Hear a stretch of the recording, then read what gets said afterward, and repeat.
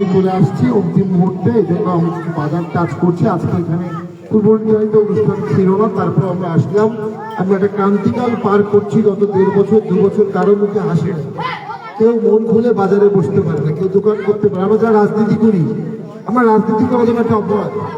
রাজনীতি করলে আমাদের সাথে কথা বলে লোকের নামে মামলা দিয়েছে, আমরা ফোন করেছি, কয়েকজনকে অ্যারেস্ট করেছে।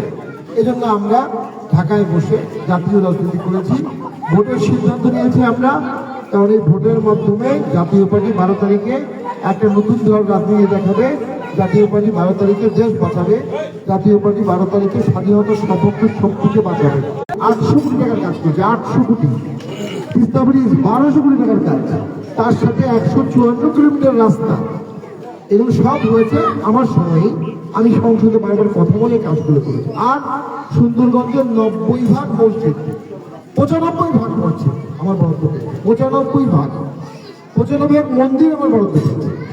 অন্তত 20-30টা হাটশেট করে এই বাজারে আমি এমপি হয় 1 বছরের মধ্যেই সুন্দর করে মসজিদ করব, একটা হাটশেট করব, আর মাদ্রাসার যে একটা ভবন আমাদের চেয়েছে 1 বছরের মধ্যে 3টা কাজ আপনারা দেখতে পারবেন ইনশাআল্লাহ।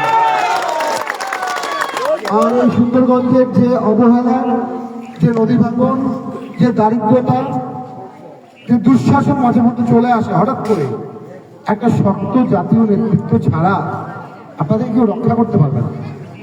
আওয়ামী লীগ, জাতীয় পার্টি, জাসদ, বাসদ, মুক্তি, সংহতি শক্তি যারা বলেছি, বাংলাদেশে গত 10 বছরে যদি আপনি 10 জন সংসদ সদস্যের নাম লিস্ট করেন যারা শ্রেষ্ঠ সংসদ সদস্য, তার মধ্যে স্বামী ভাইয়ের পাটনের নাম থাকবে থাকবে থাকবে। এবং সংসদে কথা বলার কারণে আমাদের প্রয়োজনীয় মন্ত্রীরা আমাকে বিশেষ গুরুত্ব দিত। নদী ভাঙছে, আমি দাঁড়িয়েছিলাম সেখানে, আমি এত তাৎক্ষণিক কাজ করেছি। এ বিষয়ে আমার অভিজ্ঞতা আছে, নদী ভাঙনে কাজ করার অভিজ্ঞতা আছে। আর এই রাস্তাটা বিশাল একটা বাঁধ, এটা আমি সংসদে কথা বলেছিলাম। এই বাঁধটাকে যদি রাস্তা করা হয়, 2 পাশে লাইট দেওয়া হয়, নদীর পাড় দিয়ে রাস্তাগুলোকে পার্কের মতো করে দেওয়া হয়, এই এলাকায় বহু মানুষ বেড়াতে আসবে, মানুষ চলাচল করবে, অপরাধ কম হবে, আলোকিত থাকবে। এই রাস্তাটা আমি পাকা করে দেবো, লাইটিং করে দেবো ইনশাআল্লাহ।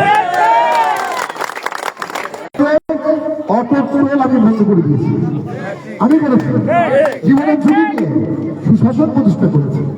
তো আমি আপনাদের কাছে দলমত হিসেবে ভোট চাইতে পারি না। আর 2 দিন আছে প্রচার, হয়তো বা আর এখানে প্রচারে ভোটের আগে আসতে পারবো না। আপনারা নিজ দায়িত্বে একচেটিয়া ভোট দেবেন। শ্রীপুরের ভোটে কিন্তু এমপি হবে। শ্রীপুর যদি